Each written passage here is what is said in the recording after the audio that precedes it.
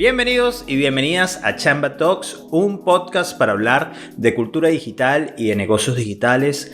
En el episodio de hoy quiero comenzar agradeciendo a todas las personas que han escuchado el podcast, que me han dado su feedback sobre el podcast, que se han suscrito a los distintos canales que tiene el podcast. Así que de verdad que muy agradecido. Y en este episodio en especial quiero agradecer a uno de mis mejores amigos, a Uben Arnone, que fue quien me dio la sugerencia y quien me hizo el contacto con el invitado del día de hoy, que se convirtió en, creo que uno de mis episodios favoritos. De verdad que fue una conversación que principalmente estuvo pensada para hablar del tema de la agilidad, pero la verdad es que con la experiencia de Guillermo Montoya, que es el invitado del episodio de hoy, nos dio para hablar de un montón de cosas, de distintas capas, sobre todo él como CEO de Deizer, una empresa que es Platinum Solution Partner de Atlassian. La verdad es que ha tenido un recorrido súper interesante y que ha visto cómo ciertas tendencias del mercado han cambiado, cómo ellos mismos como organización se han tenido que transformar. Entonces la entrevista o la conversación no se quedó solo en hablar de agilidad. De hecho, lo que hablamos de la agilidad fueron en momentos puntuales, pero la conversación estuvo muy buena. Yo la disfruté mucho. Muchísimas gracias a Guillermo por abrir un espacio en su agenda que sé que es bastante complicada, y también a Uben, brother, gracias enormes por darme la sugerencia y por habilitar el contacto y que se diera la conversación. A todas las personas que están viendo el episodio de hoy, de verdad que si pueden, saquen papel y lápiz o tengan ahí el teléfono del blog de notas para anotar los highlights de la conversación. Creo que Guillermo nos dio bastantes tips o bastantes sugerencias de cómo se deberían hacer las cosas, o por qué se deberían hacer ciertas cosas, o por qué deberíamos comenzar a actuar de una forma distinta dentro de las organizaciones e incluso dentro de nuestra vida personal, ¿no? Creo que es importantísimo cuando Guillermo comenta un poco sobre cómo cambió él su estilo de vida gracias a ciertas cosas de la organización y cómo todo toca las distintas dimensiones de una persona. Pero bueno, no me quiero extender más. Siempre digo que no me quiero extender más, pero me extiendo. Suscríbanse a los distintos canales del podcast. Saben que son Google Podcast, Anchor, Spotify y YouTube. Así que nos vemos al final del episodio. Gracias.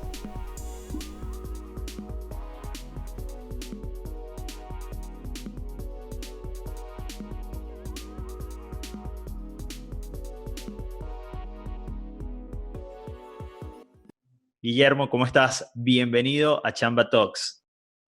Muchísimas gracias y deseando charlar contigo para intercambiar opiniones y compartirlo con el resto de la gente.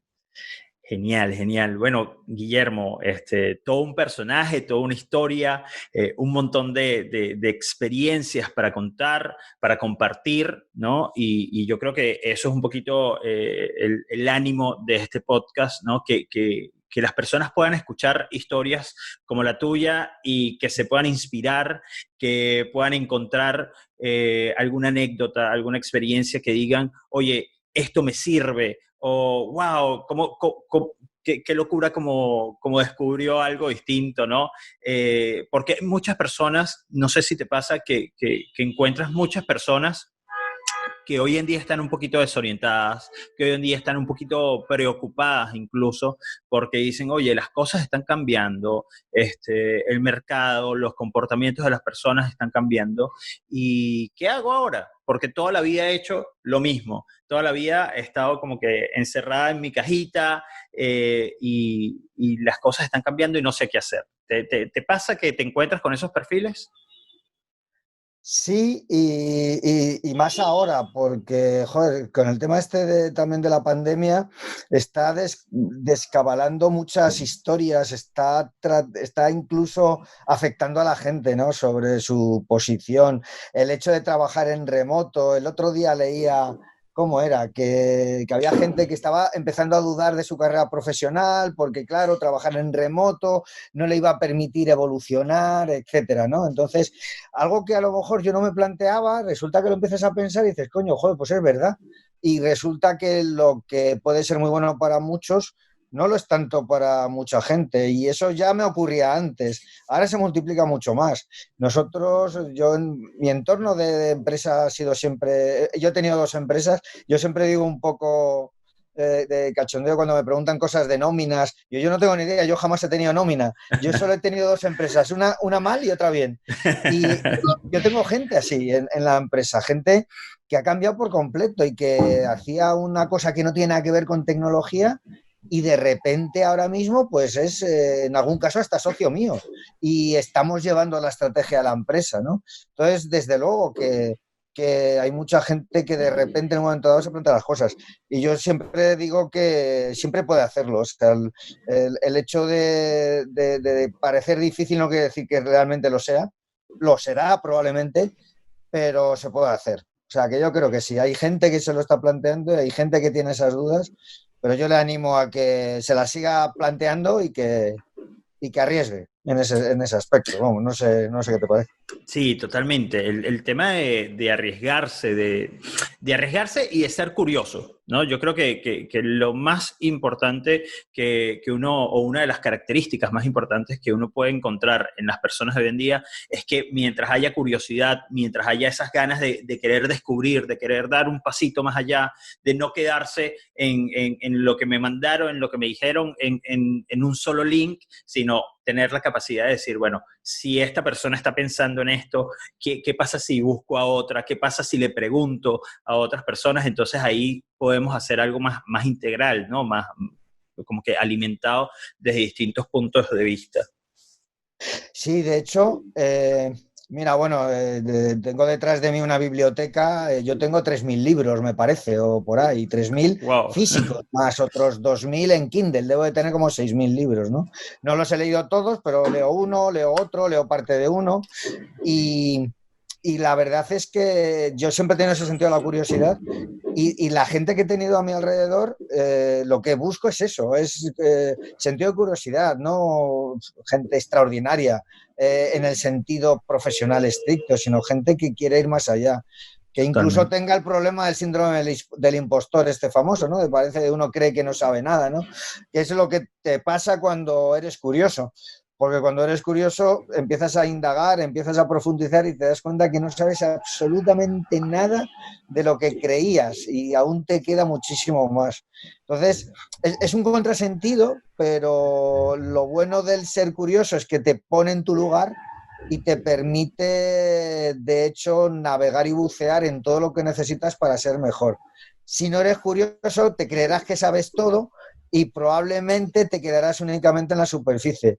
Y yo no quiero gente a mí alrededor de ese tipo, yo prefiero eso, tener gente curiosa, sean amigos, gente de la empresa, conocidos, es decir, para mí es fundamental, ¿no? Y creo que la curiosidad es una de las bases de todo. Excelente. Y bueno, qué bueno que tocamos el tema de la curiosidad, porque voy a preguntarte, voy a lanzar a ver, ¿eh? Venga. Es esa curiosidad precisamente la que permitió que Deiser como organización pudiese explorar nuevas áreas, se transformara, o sea, viviese de ser una empresa de software, un software factory tal vez más tradicional, se convirtiera y se siga convirtiendo, o sea, siga evolucionando durante el tiempo, ¿no? Uf, daría para, yo qué sé, para 3 podcasts o 4. Simplemente la historia, porque es curiosa. Yo siempre, bueno, Deiser es una empresa que tiene 5 socios. De alguna manera la cara amable o la materia gris soy yo, el que siempre aporto las ideas. Y junto con otro de mis socios, en un momento determinado, nosotros siempre habíamos intentado tratar muy bien a la gente, pero no estábamos a gusto con el modelo de empresa que teníamos, no nos gustaba, era muy industrial, era asistencia técnica, facturar por horas, un desapego con la gente no sabía a qué empresa pertenecía, si a la que le pagaba, a la que trabajaba, y nosotros intentábamos hacerlo lo mejor posible, y en ese momento se juntaron. Pues yo siempre hablo de una tormenta, es como una tormenta perfecta, ¿no? En donde hay 2 o 3 cosas que te ocurren y todas se juntan a favor de ti. Una fue Atlassian. Aparece una empresa delante de nosotros que se llama Atlassian, que nadie conocía en España. Yo te hablo del año 2007, cuando empezamos a trabajar con ellos, 2008. La gente hasta lo pronunciaba mal, te decía Atlassian, Altasian, nadie lo Sí. pronunciaba bien. En paralelo, yo leí una serie de libros de management que no tenían que ver con Agile, pero hablaban ya de líderes distintos, de liderazgos distintos, de liderazgos no autoritarios, el líder del quinto nivel. Hay un libro que me marcó mucho, se llama Good to Great, de Jim Collins, que hablaba de empresas que sobreviven, como empresas que han ido sobreviviendo a lo largo del tiempo. Y digo, joder, a mí me gustaría ser así, o sea, yo creo que somos así, ¿no? Y la tercera pata que aparece en ese momento es Agile. De pronto empiezo a ver todo lo que trae el manifiesto, sobre todo los principios, más que los postulados básicos, sino lo que subyace por detrás, ¿no? La responsabilidad, el trabajo en equipo, la maestría, el propósito, toda una serie de cosas que digo, joder, pues es que nosotros no estamos tan lejos de eso, ¿no? Y eso se junta, y en el año 2010-2011 decidimos dar una vuelta a la empresa y empezamos a tratar de aplicar principios pequeñitos Agile dentro de Deiser, pero más allá de la tecnología. No te estoy hablando ni siquiera de desarrollo, porque ni siquiera desarrollábamos, hacíamos consultoría, el desarrollo vino después. Pero empezamos a decir, oye, ¿y por qué no hacemos un daily todos los días en Deiser y contamos lo que hacemos? Oye, ¿y por qué no? Y yo soy el primero, además, yo era el CEO y yo era el primero en hablar. Y yo decía, pues yo voy a ver a este cliente, yo voy a hacer. Entonces se empezó a producir un movimiento de apertura en donde la gente empezó a entender por qué se hacían las cosas y empezamos a poner en práctica esos principios. Y eso es lo que nos permitió decidir a partir de ese momento que teníamos que cambiar la empresa. Y me acuerdo que nos sentamos con los socios, mi otro socio Daniel y yo, que fuimos los que de alguna manera maquinamos todo esto, en el mejor de los sentidos, y nos sentamos con el resto de socios y les dijimos, hay que cambiar las cosas. Les pusimos un vídeo, que todavía recuerdo, en el que se tiraban paredes, se hablaba de todas las novedades, de temas que estaban candentes entonces, y ahí empezó todo. Y hasta ahora hemos intentado poco a poco ocupar un sitio, luego hemos empezado a desarrollar software y ahora hay veces que la gente se queja porque dijimos, nosotros queremos que en la empresa la gente sea feliz, pero yo quiero que me entiendan, lo que quiero es que la gente, o lo que queremos es que la gente haga cosas que le satisfagan. Y eso lleva a la felicidad. O sea, que no se confunda la gente. Yo siempre digo, yo en Deiser quiero ganar dinero. Claro que quiero ganar dinero. Para eso monto una empresa. No somos un ONG. Pero sí queremos que a través de la satisfacción personal en el trabajo diario la gente sea feliz. No que sea feliz per se, sino que al final encuentre ese buen momento precisamente porque el trabajo que hace le llena y le satisface. Y además lo hace bien. Entonces, claro, yo todo eso lo veo en Agile, en la parte de detrás de Agile, en la parte en el background de Agile, ¿no? Claro. Yo soy informático de formación, pero soy empresario o CEO de los últimos 20 años. Claro. Entonces, yo entiendo todos los principios técnicos, pero a mí me gustaba el fondo que había, el de las personas. Claro, eso es lo que yo creo que diferencia y que de cierto modo no es que Agile lo inventa, Agile tal vez lo formaliza y lo que hace es conectarlo con personas como tú que tal vez sentían esa necesidad de que las personas disfrutasen el lugar de trabajo, lo que hacían, las horas de trabajo, o sea, porque uno puede sentir que a uno lo apasionan o que uno disfruta mucho el trabajo que hace. Pero si ese trabajo no hace un match con el propósito, no hace un match con el disfrutar el entorno de trabajo, los compañeros con los que estamos trabajando, los clientes, el usuario final, si uno no ve si no tienes la foto completa de todo eso, entonces como que es muy fácil perderse, ¿no? Es muy fácil desorientarse y decir, bueno, ¿para qué estoy haciendo esto? Tengo una persona que me está dando órdenes, tengo a otra persona que tal vez no me cae tan bien, que trabaja al lado mío y lo tengo que ver todos los días. Entonces, me gusta lo que dices porque tal cual, los principios técnicos están, se mejoran, evolucionan, ¿ok? Pero esa capa de poder hacer foco en las personas, de poder entender un poco que no estamos trabajando con máquinas, que los equipos tienen su propia cultura, que todo esto pasa por una capa emocional y personal muy importante, es clave, ¿no? Y me imagino que ha sido lo que ha permitido que 20 años, más de 20 años después sigas con una empresa con un impacto bastante considerable dentro del mercado, ¿no? Sí, yo en ese sentido yo creo que también la naturaleza de los que formamos la empresa a nivel de socios es muy homogénea, es decir, somos muy parecidos. Es decir, es cierto que hay dos personas que llevamos más la voz cantante desde el punto de vista estratégico, pero por detrás somos tremendamente parecidos y llevamos juntos 22 años, o sea cosa que es muy difícil en una empresa. Una empresa, nosotros hemos tenido dos momentos que hemos estado a punto de desaparecer, pues por motivos puntuales de crisis. En el año 2010 tuvimos un momento terrible, ¿no? Entonces, yo creo que influye mucho la manera de las características que tú tienes como persona y que las hayas desarrollado. Nosotros nos basamos también en principios que son paralelos al tema de Agile, como si habéis leído los libros de Daniel Pink, el de la maestría, autonomía, propósito, el tratar de desarrollar eso en las personas, el que las personas sepan para qué están haciendo lo que hacen, el que las personas tengan tiempo para poder desarrollar todo su potencial. Uno de mis socios me decía hace muchos años, dime lo que tengo que hacer, pero no me digas cómo. Claro. Y esa es la clave. Es decir, yo lo podría hacer de otra manera. Yo probablemente lo haga de otra manera, pero no es la única. Llegar a ese punto no es fácil. O sea, cuando generalmente el emprendedor tenemos el ego muy subido. Hemos creado una empresa, que generamos puestos de trabajo, ingresamos dinero, queremos saber de todo, y eso es un problema en el momento en el que te das cuenta que ni sabes de todo, ni eres la persona que más sabe del mundo, y que hay mil maneras de hacerlo similar a la tuya, y lo único que necesitas es darle tiempo a las personas.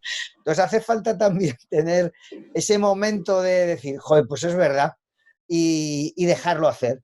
Y probablemente esa vez no será igual y a lo mejor tú lo habrías hecho más rápido, si yo no digo que no, pero la tercera vez la persona ya lo habrá hecho 3 veces, tú podrás dedicarte a otras cosas y la empresa, el grupo, la organización podrá ir avanzando y encima la persona tendrá un sentido propio de su trabajo. No es alguien que se lo manda, es esa persona la que ha descubierto la manera de hacer.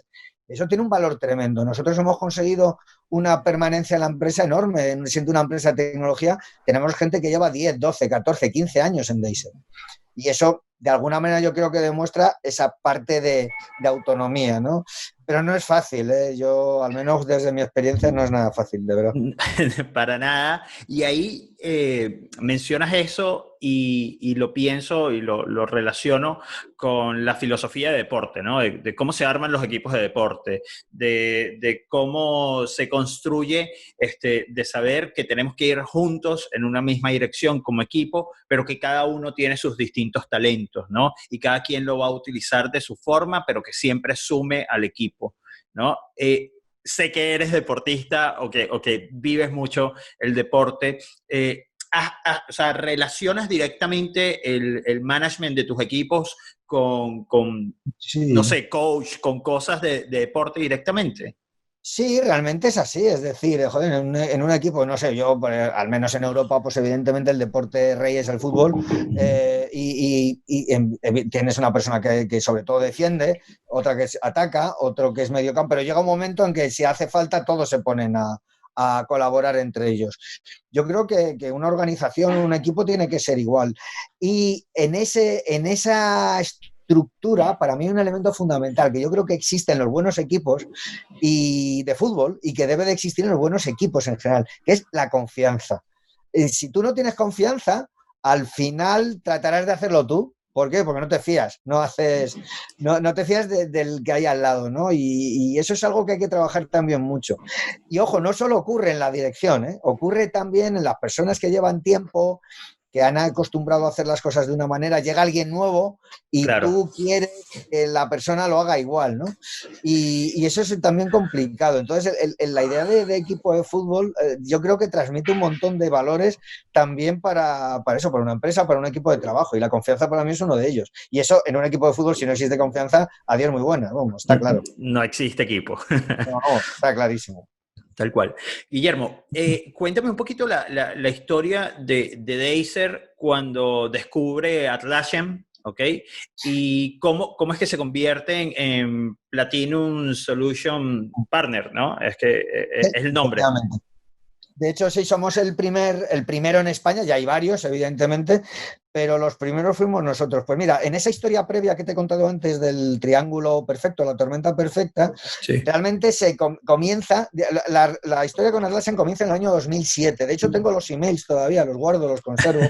Qué bueno. Mis primeros contactos con Atlassian, cuando Atlassian tenía 100 personas o 120, ahora son 6.000. O sea, fíjate la diferencia.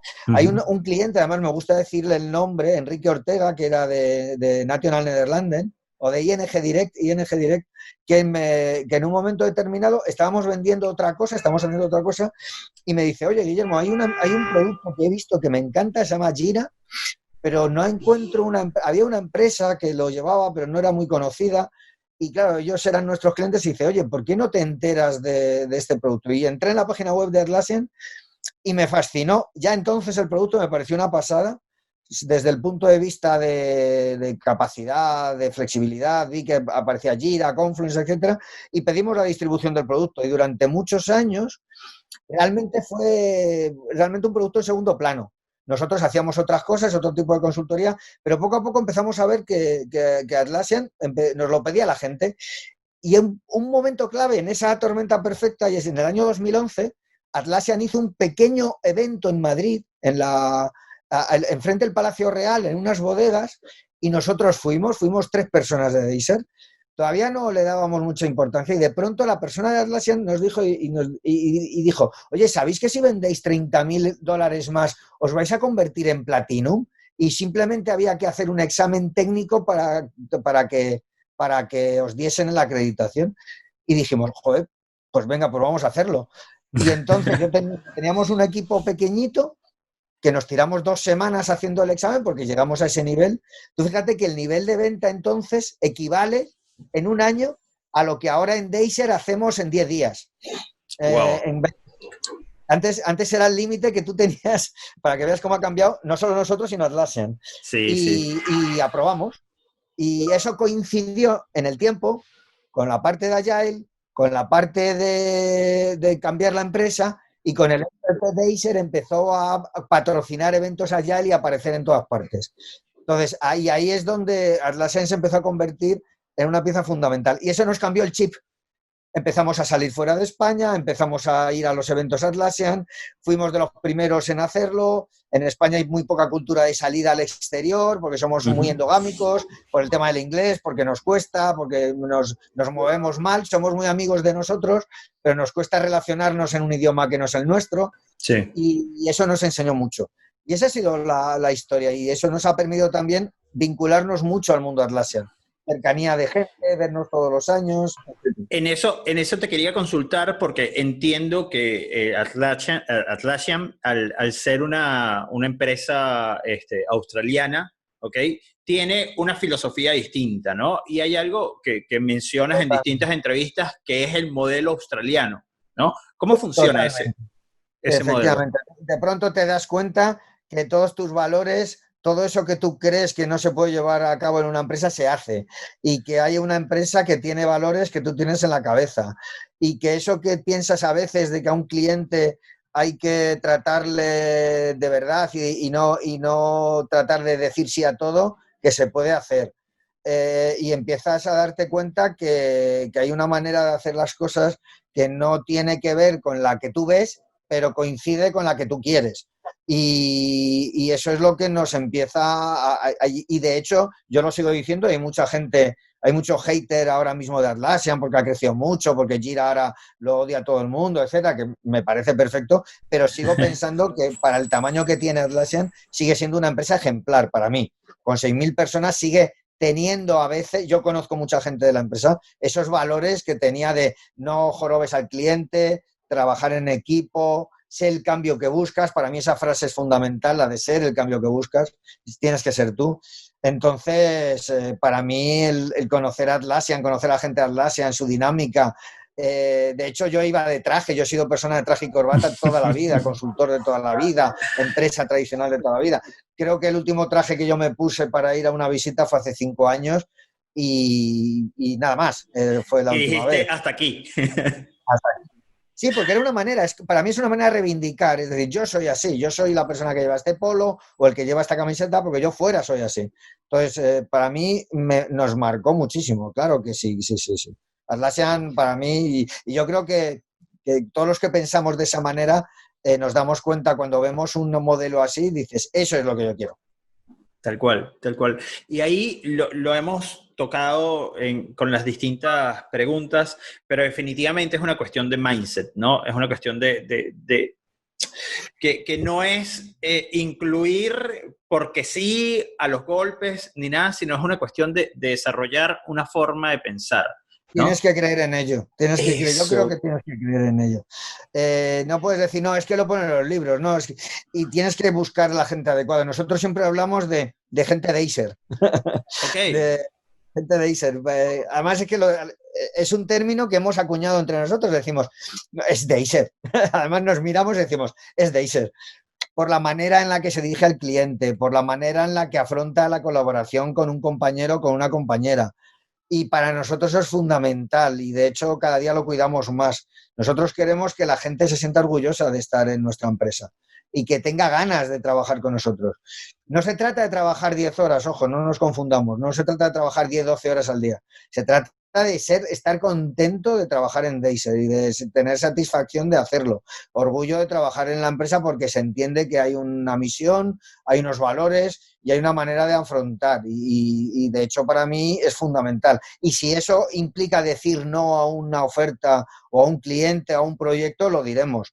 A mí me hace gracia muchas veces y bueno, pues me acabarán escuchando y a lo mejor alguien se enfada, que a veces hay clientes que para protestar o para presionarte te ponen en copia cuando hay un problema, claro, como para decir, ahora te vas a enterar que voy a hablar con tu jefe. claro, Y eso, yo, le estoy diciendo al de arriba. entonces, es divertido porque en Deiser la gente siempre digo, a mí no me incluyáis en ninguno, ¿eh? Quitadme, quitadme. O sea, yo no me quiero enterar, yo sí, de verdad, si confío en vosotros. Y de Claro. pronto te meten desde fuera, y yo, joder, ya estamos otra vez. Y que no, que la gente es mucho mayor, que no son niños, que... eh, el otro día yo lo decía, le digo, joder, la gente lleva familias, lleva los cuentos, y luego llegan a las empresas y parece que se les trata como a niños y están llevando familias enteras o gente como vosotros que decidís cambiar de país, hacer una nueva vida, hacer una familia a 10.000 kilómetros de distancia. Yo de verdad que eso es fácil. ¿En qué va? Y de pronto parece que es que pierden toda la capacidad las personas. Es mentira. Se les escapa en el peor de los sentidos esa capacidad muchas veces en las organizaciones. Y hay que sacar todo el potencial de la gente. Claro, Todo. Para mí es claro. fundamental. Esto me hace pensar un poquito que a pesar de que son una empresa de tecnología, que trabajan con software, lo importante de la gente de Acer no va de la tecnología, va de las personas, va de la actitud, de la personalidad, de cómo ustedes afrontan los problemas, las soluciones, la relación con el cliente, con el usuario final, ¿no? Sí, y además lo mejor de todo, ¿sabes qué es? Que no es solo de la gente que llevamos la empresa. O sea, hay gente en Deiser y en otras muchas empresas, ¿eh? Pongo a Deiser de ejemplo porque es la que conozco y es la empresa que dirijo, ¿no? Pero sé que hay muchísimas empresas y cada día más. O sea, gente que se desvive por los clientes. Como hay un problema, yo puedo dar nombres y apellidos de Deiser, que es que están encima y hasta que no se soluciona, no hace falta que esté el CEO o esté el responsable.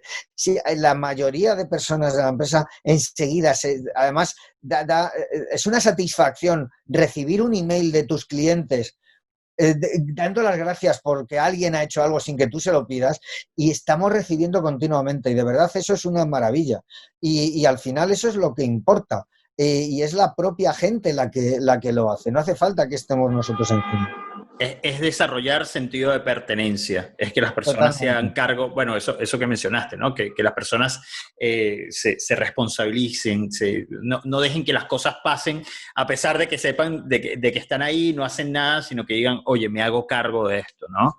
Incluso dentro del grupo, tú ves el Teams, tú ves nuestro Teams por dentro y hay una persona que tiene un problema en un cliente y de repente pone el problema que tiene y hay 6 o 7 personas que están contestándole desde su casa tratando de ayudarle para poder responder. Tratar de evitar incluso los incentivos personales y fomentarlos de grupo. El que no sea una carrera y eso genera lo que hemos dicho, un estilo de ser, un tipo de persona que nosotros buscamos específicamente o que tratamos de que la gente se convenza. Hay gente que, hay mucha división a veces, hay gente que incluso el empresario le ocurre a veces también, a la persona es como una guerra, ¿no? Entre el CEO es malo y yo soy bueno o al revés, el CEO dice y estos son malos y yo soy bueno. Eso hay que romperlo, para mí eso es un tabú descomunal, el poder, el atacar por roles y al final por detrás hay personas y afortunadamente yo creo que cada vez más las empresas somos conscientes. Yo siempre digo que la empresa tiene un objetivo fundamental y puede tener también una misión social dentro del mundo, Sí. un papel muy importante, sin que eso signifique que no gane dinero. Yo ya os lo digo, yo quiero ganar dinero, pero me importa cómo gano ese dinero. Para mí no todas las maneras de ganar dinero son iguales. No te voy a decir que sean peores o mejores, pero yo hay unas que prefiero a otras a la hora de ganar ese dinero. Entonces yo lo que busco, y yo y muchísima gente, yo creo, es lo que te hablaba antes de los principios. O sea, para mí Agile es importante, evidentemente es una estructura técnica de trabajo maravillosa que te permite afrontar si realmente le sacas partido, pero para mí por detrás es la manera de sacar a la luz una serie de valores que están en todas las personas. Y esa es la parte que Total, para mí es... totalmente. Guillermo, tengo una duda respecto a cómo ves tú el mindset en Latinoamérica, ¿ok?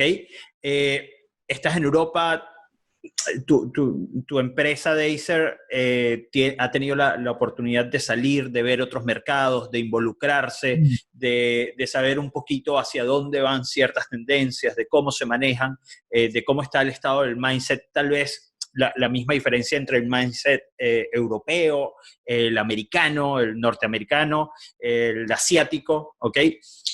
¿Cómo ves un poco a Latinoamérica dentro de esto? Porque hay muchas personas que trabajan en el entorno del desarrollo de software, ¿ok? Pero que ese mindset tal vez le falta todavía un poquito de evolución, un poquito de crecimiento, ¿no? Y yo creo que queda, no quiero decir, pero años, por algún año, hay una diferencia en años. Mira, a mí me ocurrió cuando yo estuve en Italia ocurre también a veces, hay dependiendo de las zonas, en algunas organizaciones, en algunas industrias hay todavía un sentido jerárquico muy elevado. Y eso que Italia es un país ultramoderno, ¿no? Y en España ocurre lo mismo. Yo creo que en Latinoamérica ocurre algo de eso también. Todavía queda un poco de esa confianza debida al resto de la organización, queda un poco de jerarquía en los funcionamientos. A mí me pasa cuando tenemos que ver con organizaciones en la hora incluso de elaborar ofertas, me ha pasado, ¿no? Con departamentos de procurement de bancos en España y en Latinoamérica, son comportamientos distintos. Y eso que Sí. todavía en España hay problemas, pero se nota. Yo sí creo que hay y no quiero que se me malinterprete con esto, pero sí creo que todavía hay un par de pasos por detrás en ese mindset global, en ese mindset allá el puro de la gente está, porque yo tengo en Dacer hay gente de Hispanoamérica, son probablemente las mejores personas que tenemos en el equipo, pues hay una persona que nació en Colombia, otra persona en Argentina, la gente de Venezuela, es decir, la gente es extraordinaria, pero como global, como colectivo, yo creo que ahí es donde se produce un problema todavía de excesiva jerarquización o excesivo no sé, atención al líder, en el peor de los sentidos. Sí, no, estoy de acuerdo. Y también hay mucho, lo he vivido y lo veo, hay mucho de esto que llaman fake agile, ¿no? Bueno, te compro la fachada, te compro lo que hace ruido en los medios, de la boca para Hay un afuera. debate, en España ahora mismo hay un debate tremendo con eso también, por el tema del agile para vestir a una estructura obsoleta. Al final llamo a las cosas de manera distinta para que parezcan que son nuevas, Tal pero las cual. cosas son las mismas. Y uno de los elementos fundamentales, ya entro a nivel técnico, es todo el tema, el debate alrededor de SAFe como Mm, estructura agile, si realmente es agile, si no es agile, si realmente las empresas realmente lo que están haciendo es volver a estructuras jerárquicas, hablar de project management, hablar de waterfall, pero llamarlo safe, ¿no? Y ese es un debate que existe, ¿no? Y ahora mismo se está en pleno debate en ese aspecto.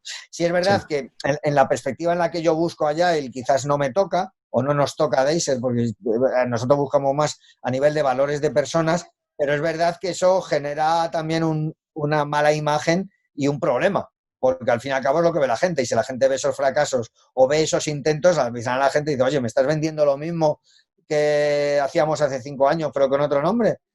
No, yo no quiero eso. Y eso a yo lo no quiero mejor, eso. claro, el problema de eso es que a lo mejor a la comunidad hispanoamericana le venga más eso precisamente por esos 2 pasitos hacia atrás que va y que Claro, le venga el problema y no la parte buena.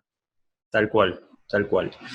Ahora te pregunto un poco de Agile, ¿ok? Como lo estamos viendo, y de Guillermo como individuo, como persona, ¿no? ¿Cómo te ha transformado a ti esos valores, esos principios, o cómo han hecho o han definido un poco tu estilo de vida actual, ¿no? Creo que viviste un cambio a Sí. nivel Eh, personal. Sí, se han juntado muchas cosas. Yo, por un lado, realmente Deiser realmente tiene espíritu de startup, pero es una empresa que nació en el siglo XX, es decir, es una empresa que nació en el año 1998. Es decir, convencional 100%, una empresa de TI de libro, o sea, con servicios, con consultoría, con gente en cliente, etcétera. Es decir, éramos una empresa, digamos, del modelo tradicional 100%. Pero es lo que te decía yo creo que la gente que estábamos dentro teníamos un mindset distinto, ¿no?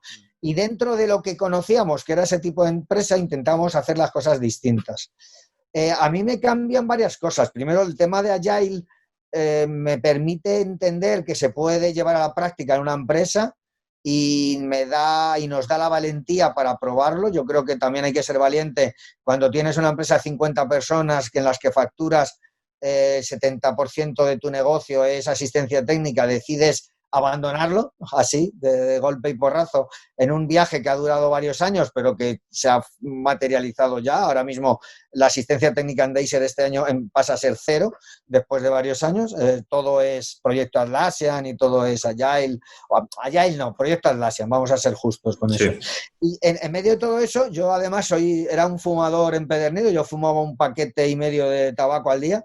Eh, y luego también por experiencia de uno de mis socios, que había pasado también por una experiencia similar, dejé de fumar de golpe. Además me acuerdo perfectamente, 15 de agosto de 2013, Qué bien. y empecé a hacer deporte, y Ok. es correr. De hecho, no, yo no había corrido en mi vida 1000 metros. Yo creo que la última vez que corrí a 1000 metros fue en el año 1982 y ahora ya he corrido 8 maratones, o sea que Wow, maratones. sí, sí, sí, sí. Está en Nueva York, en Ámsterdam, en París, en varios sitios, ¿no? He pasado, y de hecho ahora mismo pues entreno como 2000 kilómetros al año, más o menos. Suelo correr 200 kilómetros al mes. Y eso también me lo ha dado mentalidad, pues eso, la mentalidad, la empresa me ha dado tiempo para eso, el nuevo entorno me ha dado tiempo para eso. Y yo creo que ha sido un elemento también importante, ¿no? El saber que yo podía ser capaz de transformar junto con mis socios una empresa me dio también la fuerza para poder hacer algo que no había hecho nunca, que Claro. es correr 42 kilómetros en menos de 4 horas, ¿no? Entonces, eso es algo que yo creo que es un regalo que me ha dado esa transformación, ¿no? Seguro. Totalmente, totalmente. Bueno, en eso coincidimos. No, no soy corredor tan asiduo.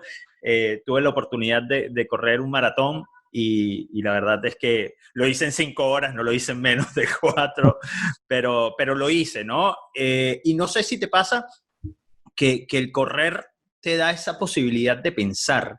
Mientras corres es un momento muy ¡Buah! personal, muy ¡Buah! único, ¿no? ¡Buah! Es como una especie de chute de adrenalina eh, enorme, enorme.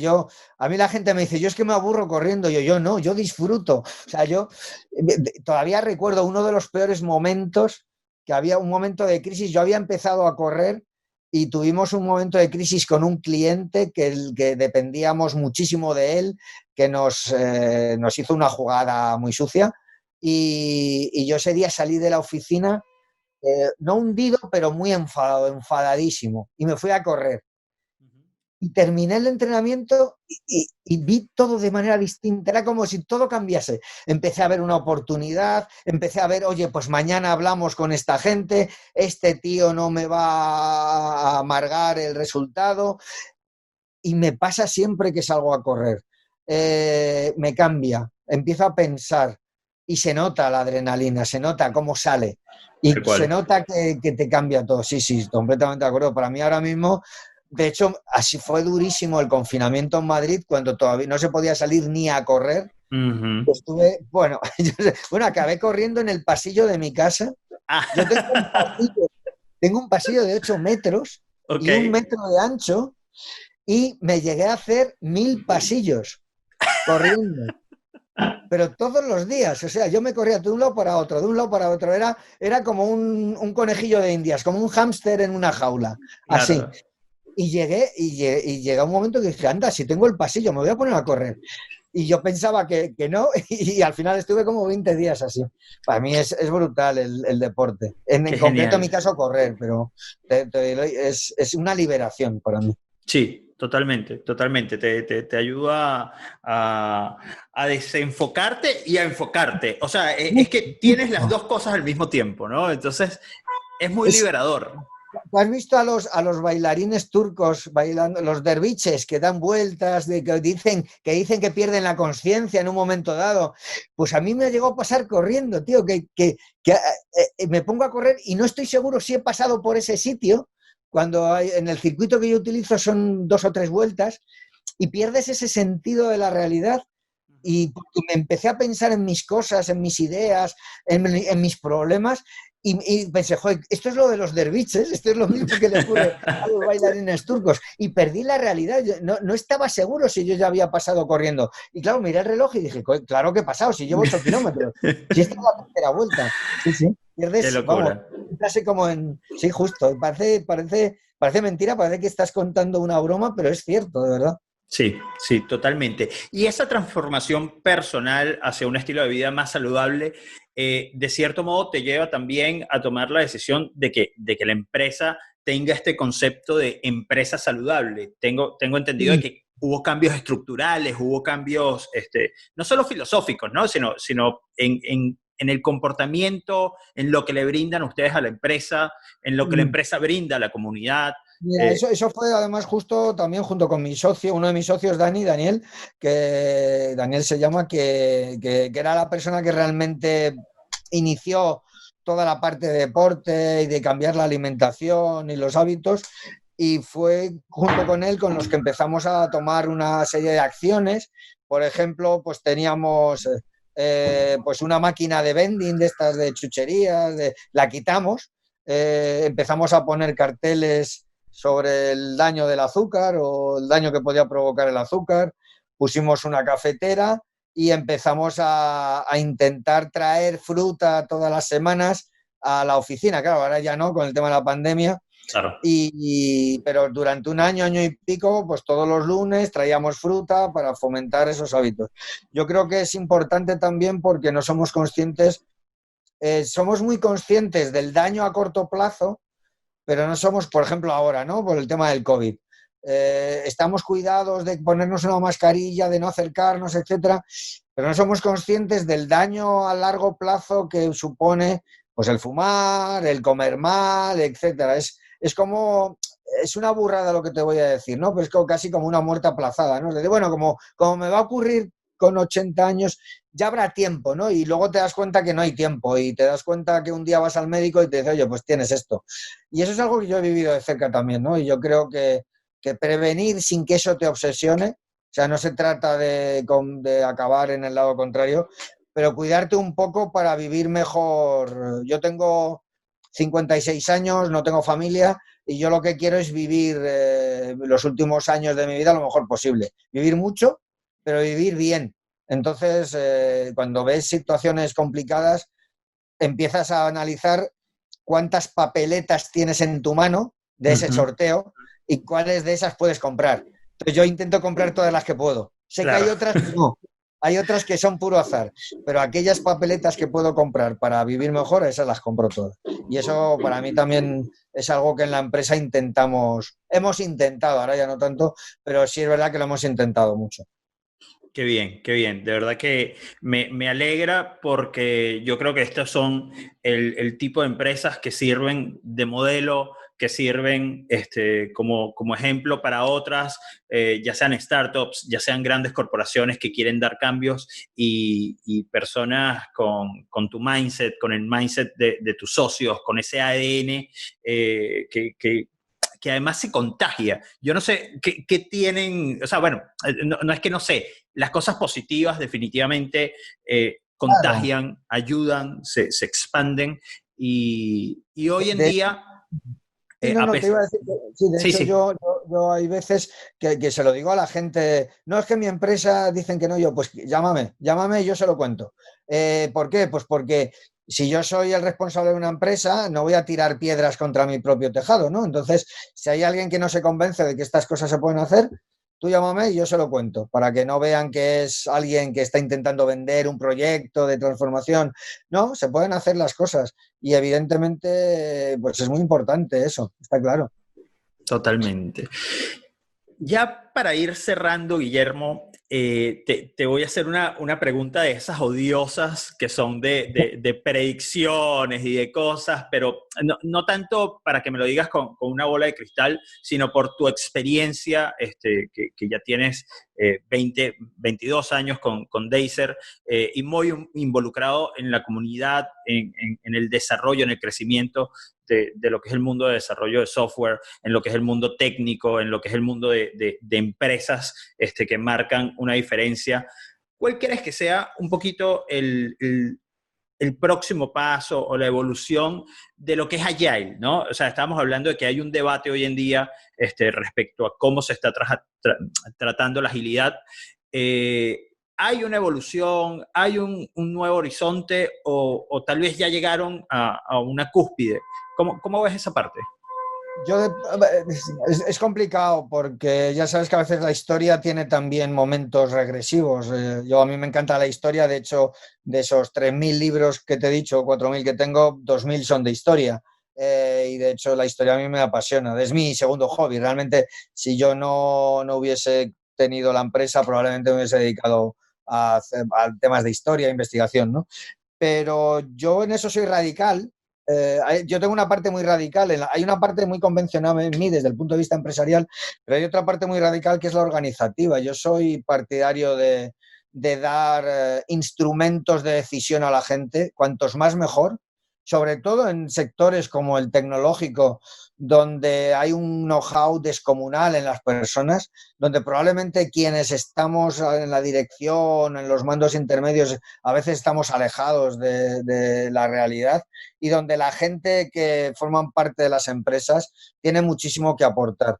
Yo me encantaría, y más que una predicción, lo que te voy a transmitir es un deseo, me encantaría que se fuese de verdad, no con fake agile ni con figuras alternativas, a modelos tipo Management 3.0, donde la capacidad de decisión de los equipos sea muy alta, donde haya, sin renunciar a la responsabilidad de las personas, pero sí radicalizar aún más, ¿no? Ese DNA de las personas.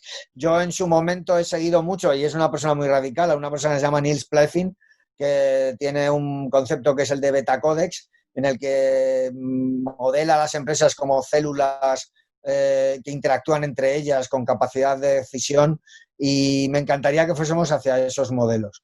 Va a ser complicado porque no es fácil, pero creo que cuanto más conocimiento y capacidad de decisión haya en las personas, las empresas irán mejor, sin que ello signifique renunciar a la responsabilidad en la decisión final. Ojo, Sí. que al fin y al cabo esa parte tiene que llegar. Yo soy moderadamente optimista, aunque creo que todavía viviremos un momento complicado, y más ahora que estamos viviendo momentos muy complejos con la pandemia, que yo creo que está desnaturalizando un poco todo, lo está distorsionando. Entonces, yo creo que iremos hacia modelos de tipo esto, Management 3.0, espero, pero de verdad, de responsabilidad, donde no se venda una cosa por la otra, no se venda waterfall por Management 3.0 o ese tipo de filosofías. Es mi deseo en ese aspecto. Y no siempre es fácil, ¿eh? Incluso en mi propia empresa, evidentemente, tratamos de descentralizar cosas, pero a veces es muy difícil. Sí. Incluso a veces la gente no le gusta, ¿eh? No todo el mundo quiere asumir esa responsabilidad, y también debemos de respetar eso. A nosotros nos ha pasado, creamos un área de servicio muy autónoma, y al final la gente prefería que hubiese una persona coordinando y el resto dedicándose a lo suyo, antes que asumir más responsabilidades, o no más responsabilidades, sino más alcance, ¿no? Entonces hay que tener mucho cuidado también con eso. El respeto también es eso, que la gente se especialice en una cosa y no le obligues a hacer más cosas. Tal cual, tal cual.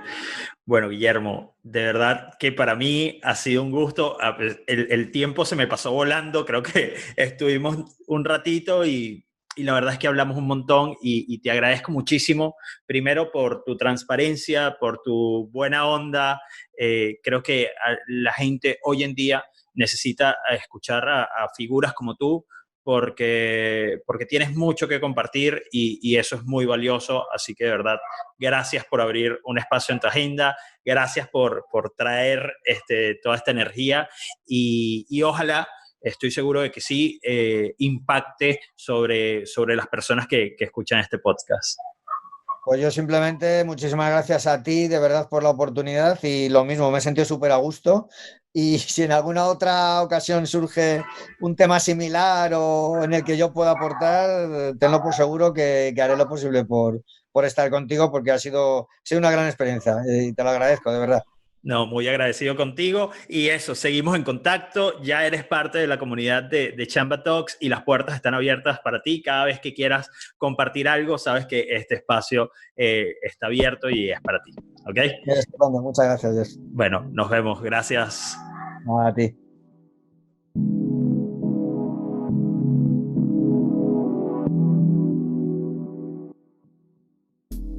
Muchas gracias a todas las personas que se quedaron hasta el final del episodio. De verdad que para mí es súper valioso su feedback, sus comentarios, sus likes, todo lo que sea. De verdad que a mí me suma muchísimo. Así que gracias por estar ahí interactuando. Gracias por compartir. Gracias por todo lo que hacen en relación al podcast. De verdad que es de muchísimo valor.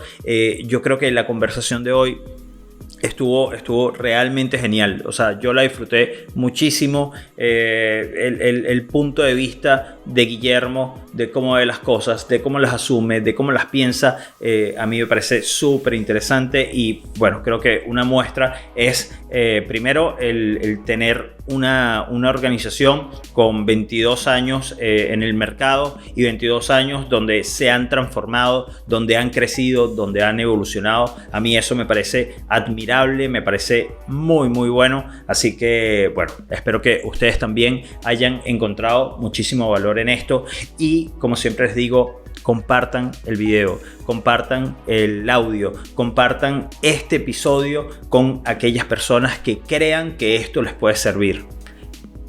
Yo creo que una de las cosas más valiosas que tenemos hoy en día es ese poder de acercarle la información, de compartir los contenidos con otras personas. Así que no se lo queden ustedes, compártanselo a aquellas personas que ustedes crean que pueda ser valioso.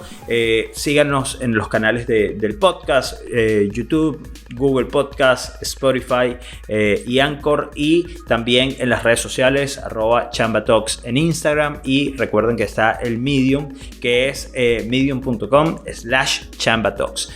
Nos vemos en un siguiente episodio. Muchísimas gracias. Chao.